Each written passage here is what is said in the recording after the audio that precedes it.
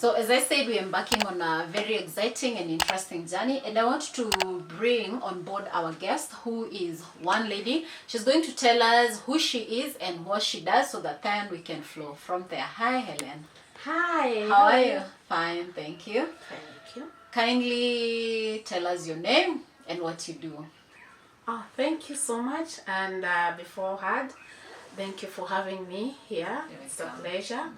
My name is Dr. Helen Gadhogo. I was born known as Wangui Wagadhogo. And then I was taken by my parents to church. I was baptized and given Helen. And then through my journey, I got a DR somewhere at the beginning. So I'm Dr. Helen Wangui Wagadhogo. Yeah. Yes. Thank you for that. I had forgotten that doctor title, and I know it doesn't come easy. So congratulations. Yes. You've been setting the trend so high for us, but we are coming slowly but sure. Yes. Now tell us what you do. Maybe before even I venture into that, I'm not so because of the experience part of it. Yeah. I am a mother of two, a boy and a girl, both adults. That is 27 and 22. Wow. That is biological, but I'm a mother of a foster mother of 176 others who are children in need of protection and care within the Laikipia County and its environment. That's it's Samburu, Isiolo, Marsabit, Meru, and Nyeri. Okay. Yeah, so I'm also award holder of a couple of awards holder. I'm a 2024 holder of a Child Right Advocate of the Year, AfriGrow. I also was awarded by GEC, that is National Gender and Equality Commission, as the best when it comes to advocacy on the equality, gender equality. I am a hero of this country, awarded nationally. And recently I also got an award from the Management University of Africa. It's here in the combination of innovation and my leadership. Professionally, I am a social worker. Then I'm also a development expert with majoring in project management and development. I am a consultant in the areas to do with gender-based violence, sexual reproductive health and right, child protection and child rights. So I consult widely. Many organizations engage me, including the Department of Children's Services. When it comes to development of the children's rights, Children's Act, I was among the team that participated in the realization of the Children's Act 2002 and now 2020. And also when it comes to entrenching the children's rights as enshrined in the United Nations Convention on the Rights of the Children into our Constitution 2010. I also participated in the Guy Commission in enriching the Constitution to have the Bill of Rights, where we also have the children's rights recognized. So in a nutshell, that is me. Dr. Helen Gadhogo. Dr. Helen Gadhogo. And seated here, I'm the director, executive director of One More Day for Children, and the vice president of the organization, or the co-founder of this organization. Okay. Yes. Wow, what a CV. So big and excellent a CV that is, and Yes. Congratulations. Thank you. So we go into One More Day. Yes. When did it start, and what pushed you to start it? This journey started right before 2009. When I was employed as the district officer in Laikipia, by an organization, is a national organization. But then I realized that they were gagging my ambition, because you are told that there is a limit you can go in saving and the rights of the children. And I felt that is not what I belonged to. That is not what my passion was. So I had to quit in 2009, and went engaged totally in child rights and child participation. I worked with World Vision as their consultant in the whole of North Rift, where we were able to train on the child participation, and formed quite a number of child rights clubs, so that they are able, the children themselves are able to agitate for their own rights, and also be able to protect themselves and the others. And within that journey is when I was called back, that there is a gap in Laikipia after I left, because the work I was doing of rescuing especially girls from Laikipia North from FGM and child marriages, it seems like nobody is coming to do the same. So I received quite a number of delegates from the community, and also provincial administration itself, professionals, especially the magistrates who were serving then, and the advocates. They were also saying things were not working right. And then I would wonder how, but then it always say nobody knows what you do until you don't do it. Yeah, true. So I felt, wow, so I had some impact in that place. Yeah. And therefore I had to ponder around, do I leave this good paying job and go back to start from scratch? And it took me long, and I had to even do the prayers and a long wide consultation, because I didn't have in mind where do I start. And starting of an NGO, it requires money, it requires a lot of resources. And I was a young mother, I had children in school, I didn't know what to do. But then they persisted, the community persisted, and I could even get calls from Laikipia North leaders, that the DC was there, and Laikipia West, honestly, why are you not, remembering us?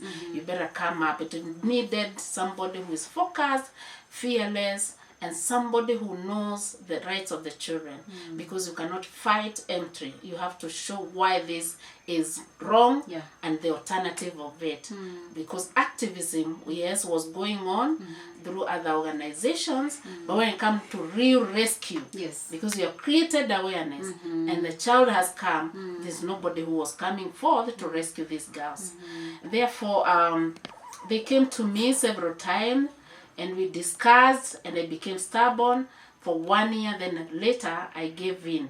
And you can imagine when I came in back is when now they say just give one day to that child. And when I say that, the name came, one more day for children. It was born. And therefore even those friends from outside that we were working with in the previous organization, they felt that there's a gap, and they had to come back and supported us. Some of them even took the center stage to be like the president of the organization, so that they are able now to pick those girls and other children in need of protection and care, and look for sponsorship, individual sponsorship, so that we are able to start off and take the children. And yes, that the journey started in March as a CBO with a special registration from there. From government. But then there was no promulgation of the constitution was not yet there. So we had one certificate reading Laikipia East and West, because there was no other organization which could fit in that. So I had lawyers in the board who came to me. I had magistrates, serving magistrates, they accepted that we joined together. I had the development experts, I had the feminists, I had provincial administration themselves, I had gender experts, I had social work. And if you look at that, I felt like, oh yes, this is I'm a social work. My first profession is social work, and it's like we are dealing with one case here, because a hurting child need physical abuse need a doctor, for example, and also there is emotional. There is a social worker, and then there is a what? litigation part of it, which is a lawyer for them to realize their rights in court, and then for the family to be rehabilitated, we needed all the rest, and therefore it became like a good way, a strategy to start off. So like they came in when now you came back, like everything fell into place. Everything fell into place, and they were the ones encouraging me, just come, we are ready to offer our services, and actually up to today they have been rendering their services free of charge. Actually up to date, you'll always see me in court. Anywhere I go, there's magistrate or judges in the whole country, they know, even the chief justice, visit that place because she realizes that really the people behind this dream are the people who mean a lot, and mean well to the child rights. Okay. Yeah. So when you started, given that this is a culture, especially in Laikipia North, Arimanjes, FGM, it's their culture. Yeah. So how was it? How was that you trying to entrench yourself there and bring something new? I must tell you that I had tested the waters before I started One More Day. Remember, I've said I was a district officer. Oh yeah.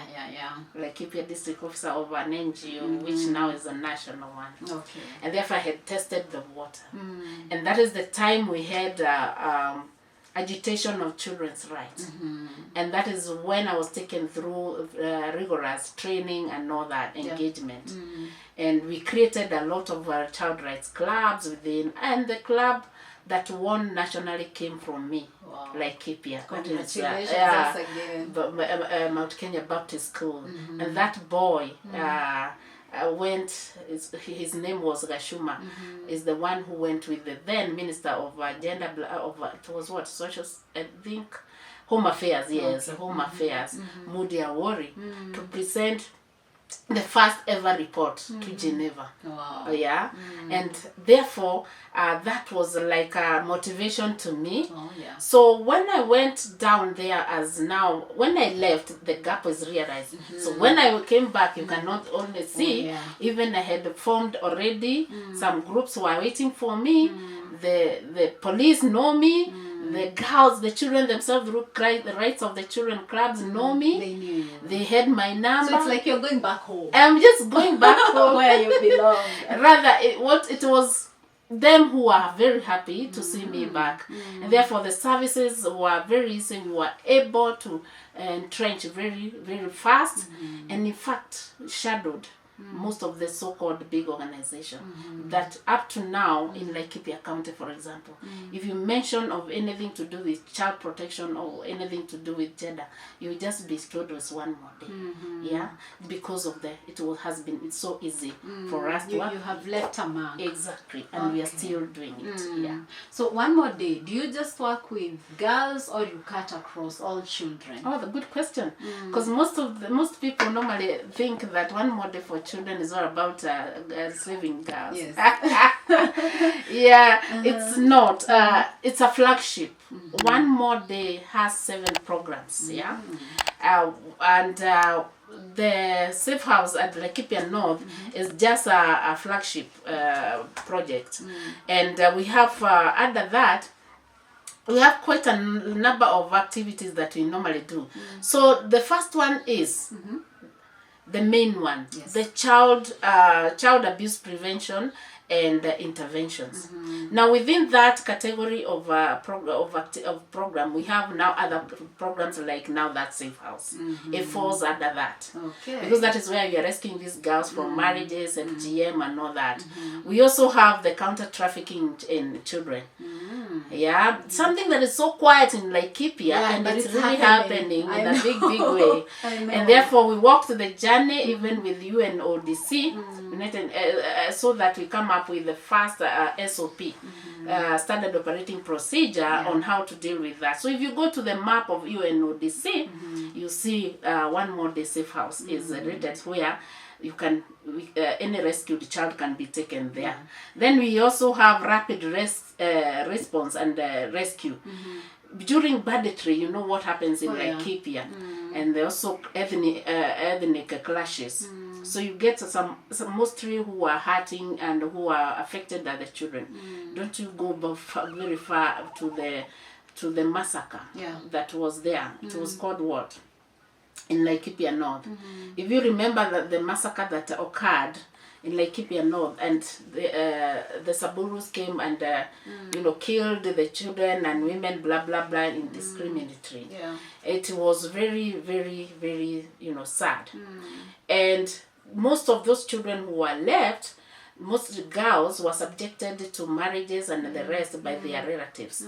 Actually, a number of them came to One More Day, and we immediately worked with the former member of parliament and the former speaker of the National Assembly, who has a school there, and we were able immediately to put them even before we started that program over there. So we have that. We also have a child rights awareness and advocacy. You cannot only rescue. We don't want to look like we are just the river to collect the dirt. We want also to address the source of this dirt. So we normally have that program. That is why I'm a consultant. So that we train the people on the rights and the children their rights, and therefore we can stop it at that.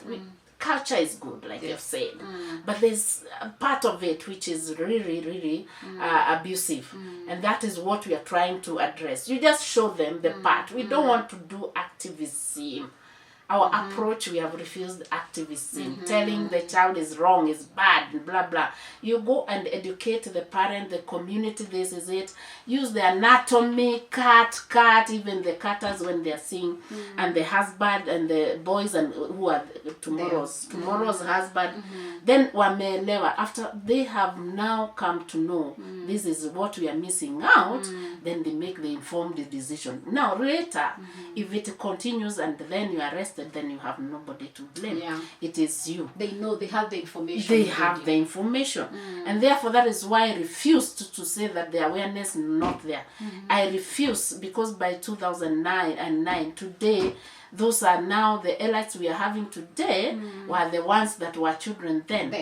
Then why is it not ending? It's because there's a closed community, and therefore there's something they believe so passionately about the curse, that if you don't follow your elders, whatever, you'll be cursed. So it became up to today is very hard. Even teachers, blah blah, to tell you it is Boma Fulani, this and this and this is happening. They just tell me, I don't want my family to be affected. They keep off. So most of the NGOs and community-based organizations and Laikipia northern part of it where they practice this one, you'll see them only doing advocacy and awareness. When it comes to real rescue, they shy away. So we say that One More Day came to dream with a dream where nobody wanted to dream. One More Day, if you look at the town centers, you feel a lot of NGOs concentrated in urban centers. As from Laikipia North to Nanyuki, the big town, how many kilometers? That is 60. Distance. So it is dry, it is what, but you want to be there at the center of there. And honestly, I can say that really we have a team that is really passionate about it, because the mobile court that is there, it's as a result of us as One More Day pushing for that. So we also have another program on education. Any child that comes to us, that child must go to school, whatever the case. Anyway, even the Children's Act says education is their right. Education. So you should not just have a child in the institution, blah blah, and then you don't take the child to the. Now here we have some challenges. Most of the girls that we rescue are 12, 13, 14. Never been in school. So never you're starting afresh. Never been ECD. They don't even know how to hold a pencil or even to write. Even Kiswahili, they don't. Wearing pad, they don't. Why are you removing me those things? They don't. Now it is a real journey when you have one child. You can imagine. And that is why I say really people do not know what it takes for one to be a nurse from a scratch, from Laikipia North. and who have gone through one more day. So what we normally do is those programs within education, then you have to have some mentors to show like education, the adult education, adult literacy and education, blah blah, that department. They will help us now to show them A, B, C, D, blah blah, and then after that they are taken now to school, keeping them also in school, and they're big and they're so. So there's continuous mentorship and counseling and encouragement. So do you have a school within there, or they integrated into the school? They're integrated. We don't want them to look like they're juveniles. Neither are they in uniform, because it's like you're labeling them. Yeah. No. So safe house is just a home. A home where they come back to after school and the we days feel they are activities. normal and they need to integrate with others. And actually through that, those other children they're integrated with, they are able to report more cases to them. Nice. They are able to encourage others even to run And they're out. also agent of change. Now They are when agent of change. Yes. They come up with the poems. They come. In fact, nowadays it's not as the beginning. New case is not as hard to rehabilitate than, because already we have these big girls. So they come, they share their stories, and these girls feel, oh, so this one is bad. I thought it was the worst. And it is able. They are able to change the attitude and all that, and fear is gone, and you can see the child after 3 months is like they have coming changed. all over you and saying thank you, thank you, thank you. So what's your highlight? What's your success like since you started? Well, what do you look back at and you're like, wow, that was a good one? I would say quite a number, because you start with a child. That one child has brought 7 programs. Yeah. So I've told about child abuse and prevention and intervention, education program. I've told you a bit of it. That is where even girl child empowerment is there. Then there's health part of it. Remember, FGM is a health issue. Yeah. Remember, FGM is also a sexual reproductive health issues. So we have also program, and we have a hospital, equipped hospital within the safe house. Because once you rescue them, some of them are pregnant and they don't know. Yeah. Not once or twice we have received a baby through birth in the toilet. Wow. Because this girl is not aware. It's pregnant, but by look at it, it's like only 2 months. Others is like, Mimi siko pregnant, and they refuse. So having a house mother, sleeping with them, and having the correct toilets that do not have, has really saved quite a number. So we decided, why are we doing all this? Maybe they fear the hospitals, the nurses, the whatever. So we decided to come up with a health program with that health friendly. It is friendly. Yeah, it has to services. be youth friendly center. Exactly. So that they feel welcome. They feel welcome. There's no bureaucracy. There's no, those bad languages. And there are also mental health issues, because they come when they're really, So we have health program. We also have, how do you stay with them later? As you know, the best place even for you is home, back home. East, west, home is the best. Bio sa sakafuni huishia ukingoni. So you must go back home. Yes. Hata mama mkikosana namna gani ni mamako. So we have social workers. It's a heavy program. We have quite a number of social workers. Some are volunteers, some are engaged. Who now, after the child comes, they engage, they're in the field, they're in the manyatas, they are in the slums, talking and investigating what is the problem with this program, with this child. What is the problem with the family? If it is anything to do with poverty or that, we do not work alone. And that is where I tell most of my partners to listen. You cannot solve all problems alone. So we normally now start partnering with other agencies. You can partner with this one on education, the other one on agriculture. Maybe they have land and they don't know what to do. The other one on how to train on entrepreneurs, small entrepreneurs or whatever. The other one can give the grants and all that. And what happens later now, we bring that family together. We bring them together. If they have come from one village, or they have come from one district, now it's a sub-county, we put them together, and then they register with Culture and Social Services as a group. So if you go to Culture and Social Services, you'll see a lot of groups called OMDC or One More Day. Okay. In Nuka, blah blah like that. So we've got partners who have come to give even zero interest rate loans, like the Kenyatta Trust. We have been working with them very closely, and they give zero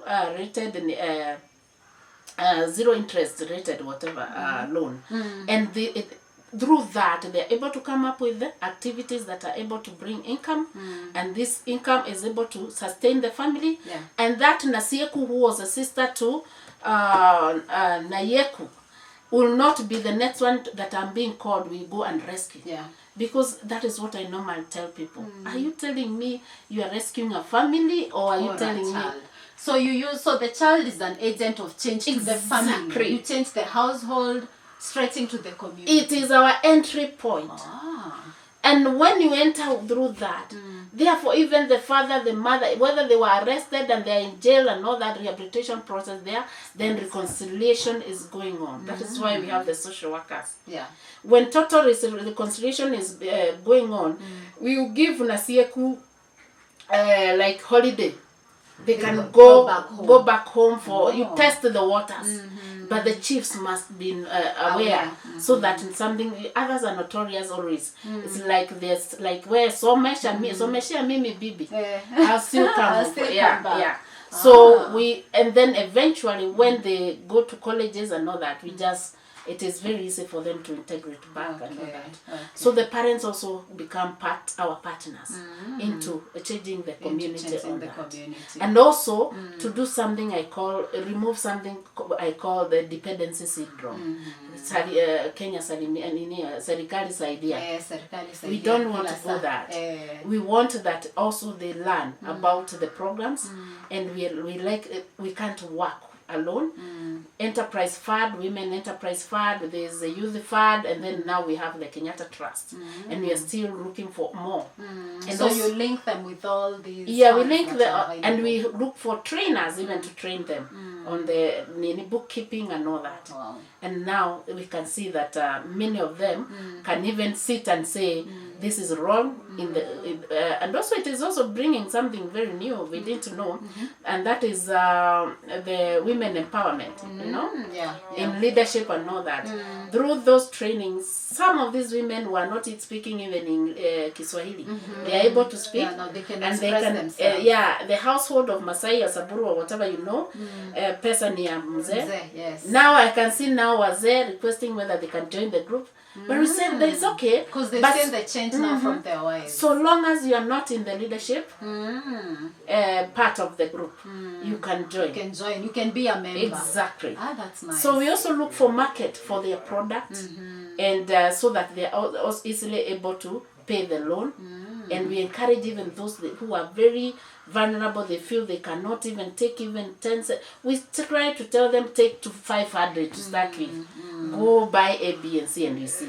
So we have family rehabilitation, livelihood, and resilience. Then we also have access to justice program. All this child, we started with the Nasieku. Yes. Nasieku is hurting. After all that, needs justice. So we have pro bono services. We have our members of the board who are lawyers, and others in the High Court and Magistrate Court. I also sit in the Court Users Committee, representing the Special Interest Group.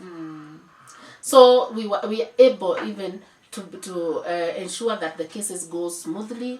They don't realize when it is ending because we are not being charged, and everything goes very fast. But remember, reconciliation will be there. Exactly. What we don't regret is having some of these arrested and taken because it's deterrent. It has worked very well. The rest will not go that way. Then we also have climate action program. You know what is happening? It's affecting girls and women. A child in the village spends a lot of time to go for water because the rivers are dry. This sad harvesting, this charcoal being actually there's a lot of charcoal burning at the north. At the north, Isn't it? And also they overgraze, you know. So we try to bring, we come up with the programs that are climate resilient for livelihood options.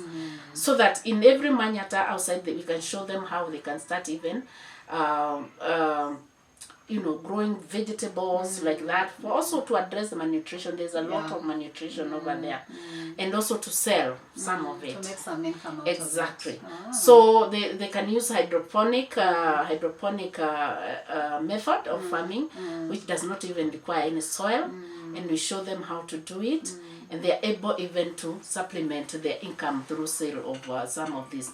Then we also have finally now the capacity building part of it, of course, organization looking for resources everywhere, training its members of the board and also the staff, so that the sustainability of the rest, and also we are able to fundraise, keep fundraising to sustain whatever we are coming. So all these 7 programs are geared towards the full rehabilitation of that one. Nasieku. So you started with a Nasieku, now you've gone to Nasieku's family, to the community.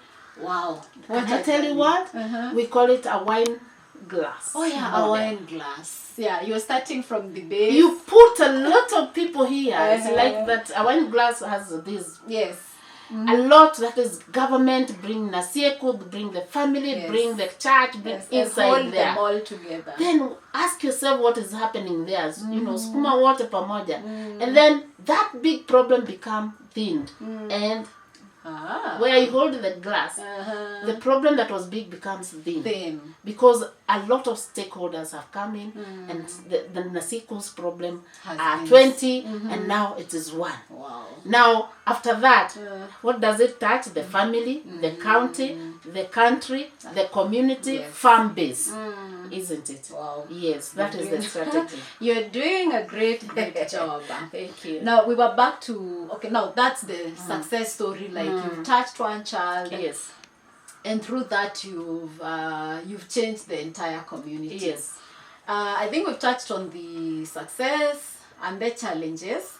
Probably what we can do is get close into the closing end of, let me touch on the education base. You said you have girls and boys. Yes. You don't rescue boys. No. So how do you bring boys on board? Okay. How do we bring boys on board? Like I said, the organization name is One More Day for Children, not for girls. And then we use what approach? Child right based program. So this North program, that is institutional care, areas and rural poor of the central, and especially Kiamaina and the other side of Omoran, you'll get most of them and North, they're hard boy, they don't go to school. Others are left as a result of HIV and AIDS. Then also you also get that others are even in the streets sometimes because they have to take care. There's child-headed families part of it.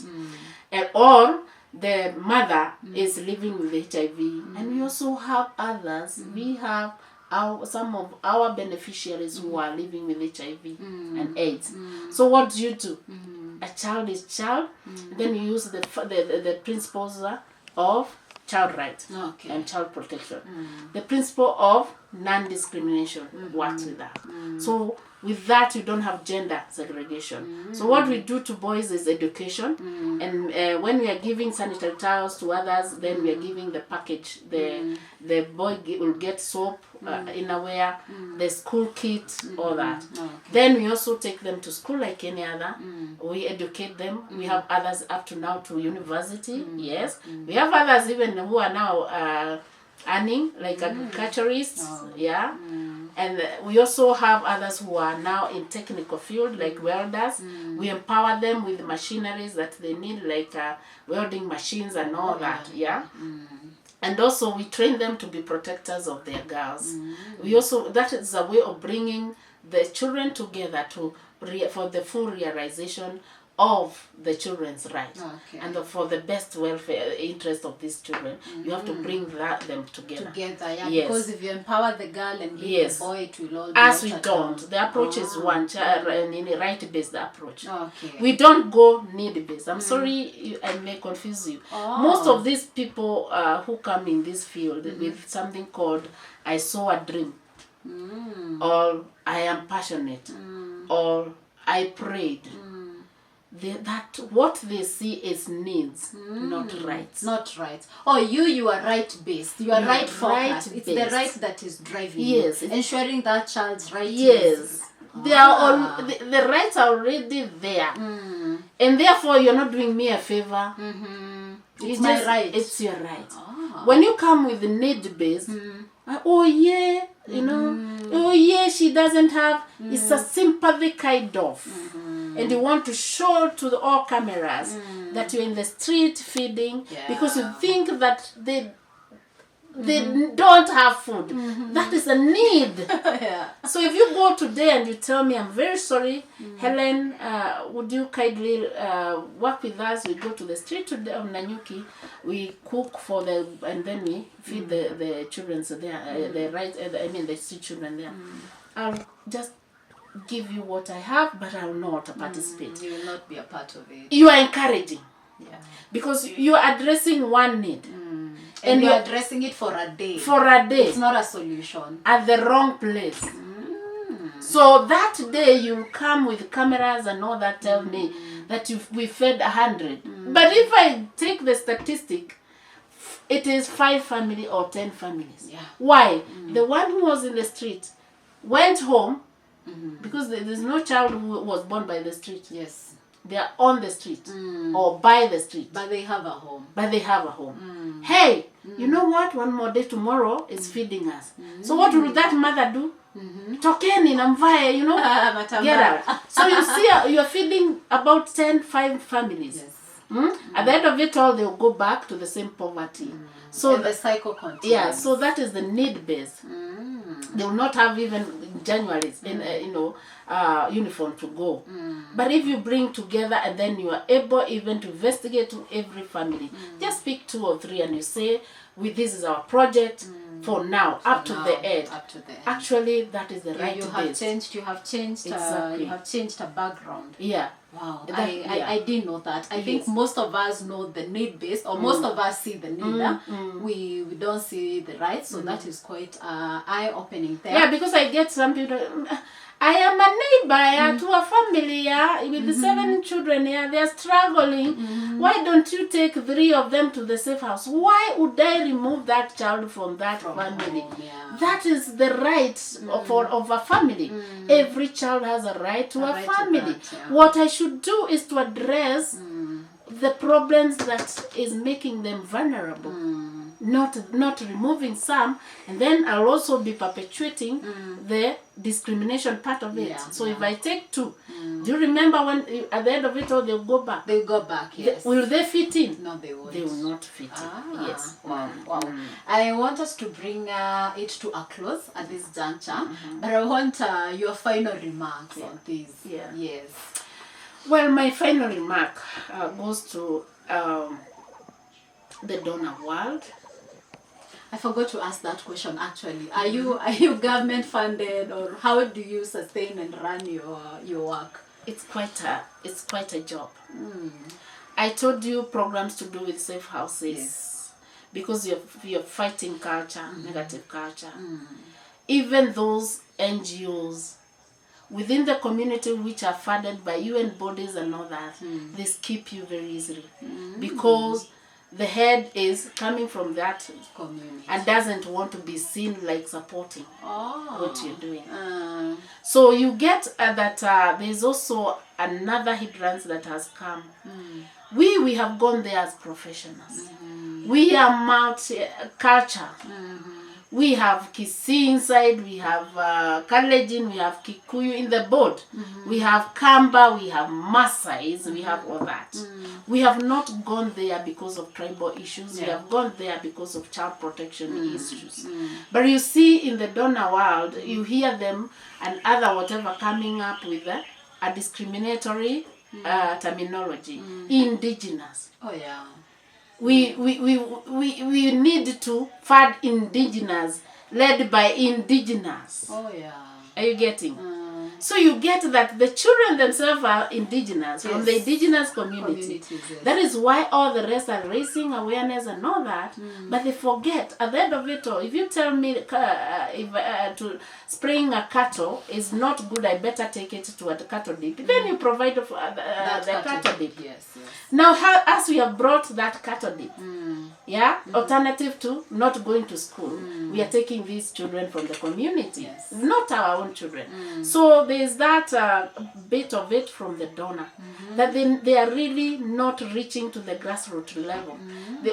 Maybe what my appeal would be, when you are at funding, when the donor community, you are funding the organization, maybe you met in the conferences, one more day director may not attend because she cannot afford the air ticket. Yes. They are easily funded, they can afford the air ticket. And most of them will go with their stories of indigenous. You have not come down to check on that part. It is always good to insist and come down to the grassroots to see what you funded, whether it's what is happening on the ground. One Mode has survived through well wishes. One Mode has survived through private endowment fund, like from Czech Republic, from Kenyan private, what they call themselves anonymous donors. From you, who have called me several times to tell me that I have some clothes that can it fit. From the government grants, CDF, most of these children, you'll get that Laikipia North, MP, who is a woman, has really worked very hard to ensure that, in fact, one of the girls is at the full scholarship at the Kenya Medical Training School. Imagine. And others 20 every now and then. When we hear this bursary to do the county, that is where we rush. When we do that hospital, we go to county government, can you give us the personnel? They give us the personnel. Look at that. Yeah. Because all what we want to show people is the partnership. Let's solve this problem. Yeah. There's no child who belongs to the private and the child who belongs to the... And I echo Mother Comes, the Chief Justice word, that it pains when somebody discriminates the child by the basis of being in a private home or private safe houses. It is always worthy to know that the core business here is the child, and through the program of child protection come together. So for me, is to the donor world, kindly come on the to the grassroots to help some safe houses like this one. When you talk about the survivors of FGM, they are in the safe houses. Let's not focus on those who have moved on, they are adults. Let's also look at those who are at their childhood, so that we are able to support them to go through their education. And also to everybody willing to sponsor a child, you can come to One Mode. We have a sponsorship program, and we shall give you the guideline or guide on how you can take one girl or one child from the slum, and you can be a friend as well as you can take care of them. And even during holiday, you are able even to support themselves. As a parting shot, I'll talk about my lows and high moment. I have the worst experience, and that is the low moment during COVID-19, when now the government unfortunately gave a wrong directive, which ended up hurting the children that itself was supposed to protect. The directive of closing all the institutions, that is school, churches and all that, then including the CCI was okay, because CCIs, maybe they are orphans and all that, and they have some family. But when you close the shelters, and shelters include even safe house of gender-based violence with children, you are telling us to betray them and take them back to where they were running at. And what happened during the COVID-19 was very unfortunate. When we were told by Department of Children's Services we must also close down, we did close down, but we lost 11 girls. And thank you to UNICEF when they had me online, and they were able to come up, and we together and judicially we were able to push for the reopening of the safe house. At the end of it all, it didn't work well because we lost 11, and then we have 4 girls.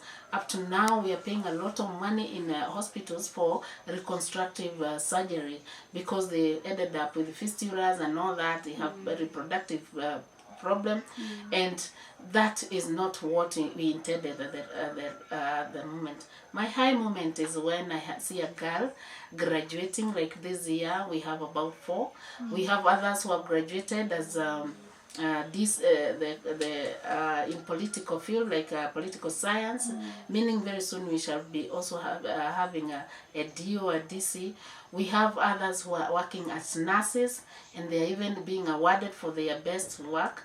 We have quite a number who have taken courses to do with health, and I think now there's a new partnership that is coming of our own, those who have rehabilitated and we have rescued, coming back to help their community. I remember I said I didn't have any chance to give you my story, but I would tell you I'm a product of community help. I was helped, and therefore I had to come back to also help. I came from a family where if you needed to do a research on poverty, we thought you are coming to take data from us, and we would tell you, no, it's not us. But everybody around there would tell you that is Gathogo's house, that is where it is. Where we slept without food. Where we saw our father, who was a night watchman, struggle day and night. And where out of 11 children, I was the only one who was able to go through education because of community. My parents were willing, but they were not able. And by that time, also remember, the Kikuyu community was also practicing FGM, and I was also coming from such a family.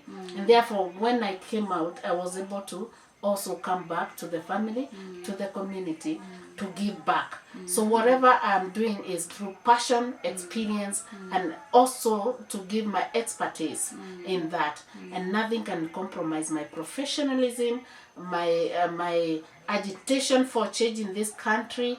And I believe that in future, you asked me, in future I'll be able also to join the high offices, government offices, either through appointment or otherwise, so that I'm able to bring change within the government itself. Because there's quite a lot of money, but not being spent the right way. Quite a lot of program, beautiful policies, but then things are not happening the way they are supposed to be. I am having that dream that one day I'll serve in the whole country and foresee that the church and full realization of children's rights and protection. Thank you. Wow. In case you would like to get in touch with One More Day for Children Foundation or One More Day Girls Safe House in Laikipia North, you can use this number 0721 358 271. It will come direct to me, and I'll be able to guide you. We're also on website. You can visit our website, www.onemordayforchildren.org. We are also in Facebook as One More Day for Children, as well as there's another account, my own account, Helen Gathogo, and another one on One More Day Girls Safe House, Laikipia North.